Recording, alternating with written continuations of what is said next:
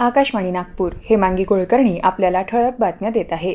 नागपूर जिल्हा काँग्रेस कमिटीच्या वतीनं राहुल गांधींबाबत आक्षेपार्ह वक्तव्य करणाऱ्या नेत्यांच्या विरोधात आज नागपूरच्या व्हेरायटी चौकात नागपूर शहर काँग्रेस कमिटीचे अध्यक्ष विकास ठाकरे यांच्या नेतृत्वात निदर्शनं करण्यात आली। त्यानंतर सीताबर्डी पोलीस ठाण्यात संबंधित नेत्यांवर एफआयआर नोंदवण्यात आली।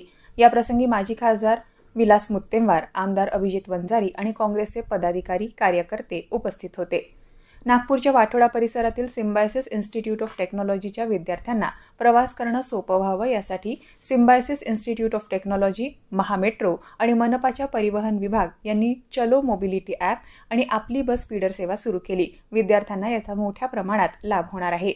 उपमुख्यमंत्री आणि ऊर्जा मंत्री देवेंद्र फडणवीस यांच्या सूचनेनुसार नागपूर शहर आणि परिसरातील वीज वितरण जाळं अधिक बळकट करण्यासाठी महावितरणनं 238 कोटी रुपयांच्या कामांचे कार्यादेश दिले असून 75 कोटी रुपयांच्या कामांच्या निविदा प्रसिद्ध करण्याचा निर्णय घेतलाय।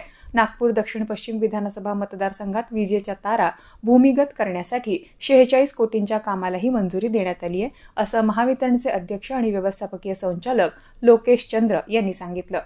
बौद्ध धर्माच्या मार्गानं देशांतरित आंबेडकरवादी जनसमूहाद्वारे जागतिक समुदायाचं गठन होत असल्याचं प्रतिपादन मिशिगन स्टेट विद्यापीठातील प्राध्यापक जॉन क्यून यांनी केलं।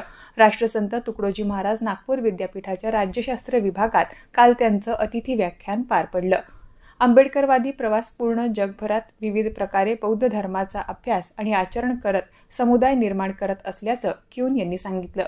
महिला सुरक्षितता आणि शिष्यवृत्ती या विषयावर एक दिवसीय विभागस्तरीय कार्यशाळा अंबाझरी मार्गावरील गुरु नानक भवन इथं उद्या सकाळी 10 वाजता आयोजित करण्यात आली आहे। राष्ट्रसंत तुकडोजी महाराज नागपूर विद्यापीठ आणि उच्च आणि तंत्र शिक्षण विभाग महाराष्ट्र शासन यांच्या संयुक्त विद्यमानं या कार्यशाळेचं आयोजन करण्यात आलं आहे। बांगलादेश विरुद्धच्या कसोटी मालिकेतल्या पहिल्या सामन्यात बांगलादेशनं नाणेफेक जिंकून प्रथम क्षेत्ररक्षण करण्याचा निर्णय घेतला। शेवटचं वृत्त हाती आलं तेव्हा भारताच्या 6 गडी बाद 339 धावा झाल्या होत्या।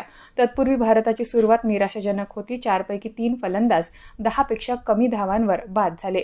बांगलादेशच्या हसन मेहमूदनं अवघ्या 25 धावात 4 गडी टिपले। दिवसअखेर रवींद्र जडेजाच्या 86 आणि रविचंद्रन अश्विनच्या 102 धावांच्या बळावर भारतानं धावसंख्येला आकार दिला। याबरोबरच हे ठळक बातमीपत्र संपलं। नमस्कार।